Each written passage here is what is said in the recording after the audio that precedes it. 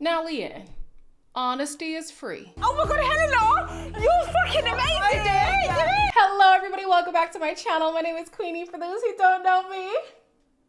What a good ending. I was convinced that we could get a cliffhanger again today, but Love Island did their thing. The viewing public also did their thing. We're reviewing Love Island All-Stars Season 3, Episode 14. Before I get into it, please make sure to like this video, subscribe and hit the bell, leave a comment down below, and hype up the video. Not me having to bully you guys into subscribing, because the subscribers surely did jump yesterday. I don't want this to be a bullying relationship. You know, ask Sean. We don't like that. We don't like bullying. All right? So please show me some love as I show y'all love every day. So getting into the episode, we have Lucinda and Sammy who are getting ready in the dressing room, and they're both asked about Kieran. They're saying some different stories. Lucinda is like, yeah, he told me that he regrets the kiss and blah, blah, blah, whatever. Sammy's like, well, that's not what he told me. He told me that he wanted to do it and he didn't want to take it back. So what are you talking about? Here's the thing, Sammy, yeah? This girl has been playing in your face since she arrived. There was a situation where you had to have somebody else corroborate the story. They agreed with what you heard and you still believed Lucinda. What's it gonna take? Yeah? What's it gonna take for you to not take this girl's words to heart? At the very least, get somebody to confirm what's been said. In this case, it would be Kieran. But again, she already had that situation and she just believed Lucinda. Listen. Moving on. Sammy goes and tells Kieran what Lucinda said. He's like, no, I never said that I regret the kiss. I said I regret I feel bad for how the kiss made her feel. And I didn't want to make her feel that way. Then he goes and says that to Lucinda. He's like, listen, I just want to let you know I wanted to kiss her. I don't regret kissing her, but I'm sad that it made you sad. And then this girl's going to go and say, oh, it's not that deep. Oh, it's not that deep. Weren't you crying? You know what? I'm seeing a pattern here. Yeah? These girls will cry wolf oftentimes in Millie's lap and then turn around and say, it's not that deep. What's going on? Like, what? Honestly, I don't conform to your tears is going to be my phrase for the season, because enough with the tears. Every time somebody cries, they turn around and they're like, oh, it wasn't even that serious. So then I'm not going to take your tears seriously anymore. Not that I ever did. Lucinda quickly shifts her attention to her next target, which is Tommy. This man is just eating it up. If a guy isn't showing me 100%, I think, all right. Pointing out a massive, well-known characteristic of mine. If I like a girl, and I get to know them. I'm gonna spend more time with me then. Yeah. We do really get on, don't we? I think so, yeah. I'm upset at myself that I've seen her on every show she's been on. Oh my gosh. Maybe I'm the problem. So if I'm looking at it pragmatically, I think she's only going to hitch her wagon to something that either will make her money or will get her a lot of social capital. So if Tommy is that, then she will stay there as long as it serves her. As soon as Tommy doesn't look like a good thing to hitch her wagon to, she gonna leave him, okay? The same could be said about Jess, to be honest with you, because Jess all of a sudden is like, you know what? I do still fancy you, and sometimes I see you interact with other people and I just feel jealous. Here's the thing, yeah? Number one, you already called this man a little boy. You called him that. You want to be with him now? You want to be with a girl who you had to publicly embarrass to get your feelings off? Okay. Number two, just you're bored. And I don't blame you, because we have this thing. Where I went to school was a small town called Lacombe. We had this thing that we would call Lacombe eyes. And essentially what it means is, in Lacombe, this person who is an 8 would regularly be a 4. But because we don't have options, you just gotta go with what's available. Sweetie, you don't like this man, you are bored. Millie has finally said the quiet part out loud regarding Curtis. Cringe me out so much that I'm laughing. But I don't think you mind if I laugh at you. Tell me it. It's so cute. Do you really want a guy that makes you cringe? You want a guy who you have to convince yourself to be into. You have to like convince yourself to kiss him, convince yourself to lean in for a cuddle. You're also bored, Millie. You are also bored. In the beach hut, she says she tends to like relationships to start as friendships. And once she gets to know you more, then she's in it. Sometimes I'm hesitant when people say that, because when you find that person where it just clicks, you're not waiting to, oh, let's build a friendship. Like, you just go in. With Charlie, she felt that. She felt that click and she wanted to pursue things, right? I just think with him, because there's that element of convincing, she would rather dial it back and then see if things genuinely grow instead of forcing herself to do something that she's obviously uncomfortable with. And that's not me saying people are lying when they say they want to start as friends. I'm just saying sometimes that click be there and, the friendship goes out the window, right? So as time is going on, she's realizing this man is so cringe. He's like overdoing it. He's smothering me a bit. And at first I was looking at her like, I wouldn't really consider this smothering, but as the day went on, the next day, I was like, you know what? Yeah, he is doing a lot. In the morning, he had made breakfast alongside Scott so they could have a double date. In real life, to me, that's not that deep. But in Love Island, we know that that's a big gesture. You're really marking your territory here, right? Then as the day goes on, he's asking her to lather his bag. He is resting his head on her couch while stroking her legs. He's just doing the most, right? And then in the evening they have a conversation, but we'll wait to get there, child. He's also losing her because he is gassing up the kisses and the cuddles that they have. And then she is asked what to say, like what nice things to say about him. And she says, yeah, you're just so different. You don't like that man. Some more conversations are happening in the morning. Sean tells Belle that he only has eyes for her at this point. She says that she is being cautious, not because she doesn't like him, but because she tends to dive in head first. So she just wants to, do things a little bit differently this time around. Kieran says he doesn't see things going much further with Lucinda. Lucinda is trying to flip the script, saying, oh, well, now, it's these bombshells that came in together, yeah? Because deep it. Both Sammy and AJ latched onto a guy real quick and then got egg in their face regarding that whole situation. Now you have Lucinda and Curtis, who once they get rejected, they spew back something at the other person to put the onus on them instead of just accepting, you know what, this person's not into me, let me move along. Ain't that something? So anyways, Lucinda, this conversation is like, well, I kind of wish you would have told me that you weren't all about me because I put all my eggs in your basket and I didn't get the opportunity to explore other connections, and I'm even losing my bubbly spark in here, and you should have told me. And you, girl. If you want to put all your eggs in his basket, that's on you. He never told you that he was solely on you. So that's a you problem. Don't put that on him. And let's be honest. You wanted to do the big thing, the controversial thing. It wasn't about this undeniable connection you had with Kieran. You wanted to make waves, and make waves you did. So move along. And move along she does, man. She takes, well, first of all, Kieran takes Sammy to the secret garden. They kiss. She's happy. Okay, please no more crying over this man. Then Lucinda and Tommy go to the secret garden and they have a kiss as well. But it's not the kiss that's interesting. It's what she does after the kiss. Oh. Jess, what's going on with you and Tommy? God knows. You don't mind if I get to know him, do you? Oh my God, don't be so ridiculous. We did have a little kissy kiss in there. Oh my God, that's fine. So don't stress. It's all Yeah. good. Now, Lucinda, was that necessary? Was that necessary? Like, you're getting a temperature check on Jess to see where things are at with Tommy, just to then rub it in her face that you had an intimate moment with Tommy in the secret garden. And you can't tell me she didn't know that Jess was there when she went over to sit and gist with Curtis. Like, be so...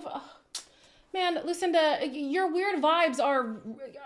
I just don't understand. All of this for a check? I'm sorry, if I was in the influencer space, you know how important it is to have social capital. If you are irritating a whole lot of people, both watching the show and in the villa, how are you going to fare on the outside? Is the check really worth it? The check only lasts for so long. You know how many people who win the lotto squander that money Money is fleeting. Those relationships last way longer, and you are burning every damn bridge. So Jess and Tommy have a conversation. He's like, yeah, I just want to bring you into the loop. I don't want you to be blindsided or anything. She says, you're free to do whatever you want to do. Like, I don't feel anything about it. It's not that deep. I do think a part of her is stung. I do. I think that she thought Tommy was in her pocket and maybe she could have her little plaything in the villa, just have a little bit of fun. That's what some other people are doing too. I mean, Connor and Whitney, be so for real. Ain't nothing there for real. But they're enjoying their time, you know? There's nothing else to do in the damn villa but interact with the person you're coupled up with. I think Jess would have wanted that, and unfortunately she doesn't get that anymore with Tommy. As I said, throughout the day, Curtis was getting more and more cringe, more and more clingy, and Millie just had to say, listen, you doing too much. Feels too coupley too soon. We're kissing on the terrace. It's a breakfast date. A breakfast. Do you still feel it's a little bit close to breaking up? Maybe. Fucking cry. Whether it's just friendship level and we're not kissing or anything, I still want to get to know you. Curtis, hear me and hear me well, yeah? Your manipulation is not going to work here. This girl is getting emotional probably because, yeah, having left a relationship recently does affect you in certain ways, but that's not to say that she's not ready to date. And that's not to say that's the reason why she doesn't want to be full on with you. Don't do that. When Charlie was in the villa, she had no problem. Yeah? Now that you're in the villa and you feel like, oh, she's not reciprocating the energy that I'm giving to her, it must be because she's still stuck on her ex. How dare you? How dare you? She never even gave that impression. You are just doing too much. He's a walking ick. Honestly, I'm so shocked it took Millie this long to wake up. Like, oh, I'm sorry. Like, to me, this was so manipulative. And to some people, you might not see it as manipulation. That's fine. To me, it absolutely would be. Because don't flip this on me just because I'm being true to myself in this moment. I don't want to be as full on with you. Whether or not I'm stuck on my ex, that's my truth. Go about your business. Then this man goes and cries. Yeah, cry. Don't care. Go and cry. Don't even know what he's crying about because a girl said no?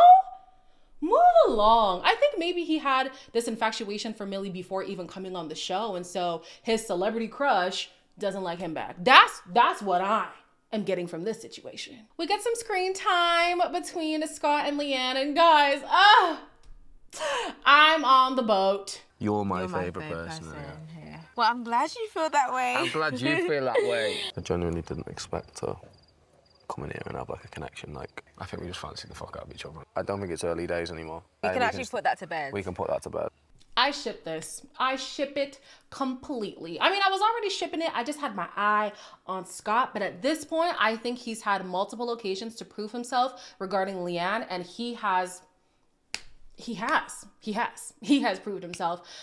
Now, with these bombshells coming in, I don't know what's going to happen. But as of right now, I'm liking these two. They also do confirm that it's no longer early days, which is a good sign. They're basically saying, we locked in, y'all. We locked in. So big hearts. Love it.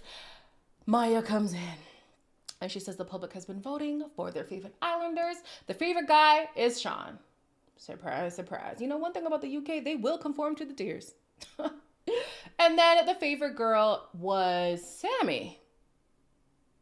The two people who irritated me last episode are the ones who are the favorite. I would not do well in the UK. I really would not. Yeah, I know. The UK would piss me right off.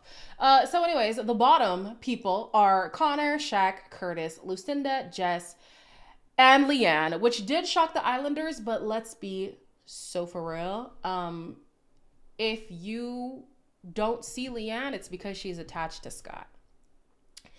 So we barely get to see them either. You know, Scott has been in drama. That's the only time we rarely see Leanne. When he's in the drama, that's where she's not. But we barely see Leanne. I don't know why the audience would rally behind her. They called it, Shaq himself called it out on the show. Like, yeah, you're kind of boring. The foreshadowing was there, guys. But yeah, at this point, I was a little bit stressed because I was like, you know what? Lucinda brings drama. I feel like people would still want to keep her in. Jess did win her season, though I still don't agree with that decision. People probably still like her. I was thinking, Leanne, you going, girl. She didn't go. She did not go. Oh, the joy and excitement. Oh, you guys, I was so happy. I was so happy. And I was like, if Leanne goes, Scott, I better see you pack your bags, but you lucky you don't have to. You lucky you don't have to. That's probably why the producers left it up to the public, because they were like, listen, the people who need to stay right now because of whatever carnage could come from these bombshells coming in. Then the bottom guy was Shaq. The villa is shocked. We're not. We are not. I know Shaq is going to have a great time watching his new Disney series on TikTok. Sweetie, I hope you enjoy every edit that's been made of you, because whatever you thought it was going to give, it did not give. That's the most entertainment we got out of Shaq. These Disney edits. So yeah, good riddance, goodbye. Moving on. These bombshells are from the US of A. Okay, we have Kira from season 1, if I'm not mistaken. We have Imani from one of the more recent seasons, and she also was on Games. And we have Cher, and I think she was a Casa girl recently. For the guys, we have Zach, who was so irrelevant. I don't know why they're bringing him, but you know what? He might charm the UK girls, but in the US, he was a dud. Okay. Then we also have Carrington. I do like seeing Carrington. I do. Carrington was on, what season was that with Cinco and Cachet and Trina and Autumn? I think it was that season. Wait, no. Was it Justine season? Guys, all the Love Islands are just melding into one right now. The point of the matter is, okay, we've seen him plenty of times. I think he also came on Games for a little bit, and he was on The Perfect Match on Netflix. So we've seen Carrington quite a bit. We've also seen Yemen. Yemen is from season 1 of USA, but he also was on Temptation Island, the most recent season that was on Netflix. The way I did not take that man seriously at all. The girl who was on the show with her mans, she left that man, as she should have, but then she started a relationship with Yemen on the outside, and that didn't work out. I didn't really do my research too much, but Yemen to me gives unserious, and I feel like that will continue. But I'm excited to see what happens. If I'm to place my bets, I don't know if Kira will do that well, but I feel like somebody like Curtis will try to gravitate towards her. Maybe Jack, due to lack of options. The other guys, I don't see. Oh, maybe Connor. Maybe Connor. For Imani, I think she and Scott have history, if I'm not mistaken. I don't think it's deep enough to ruin what he has with Leanne, but I do think they have some kind of history there. And I think that's it. I think Jack might entertain her. I think Connor, just for the banter of it all, but if he don't like Whitney being outspoken, he not gonna like Imani either, because she's also outspoken. She's a little more soft, like in how she speaks, like her cadence and everything, but she's just as outspoken as Whitney. Don't be fooled. And then Cher, don't remember too much about her, but I think that she'll actually do well. I do think that she'll do well. And then for the guys, yeah, I think Zach will do well. I think Yemen might get like Lucinda's attention for the banter. Helena's attention. Maybe Belle.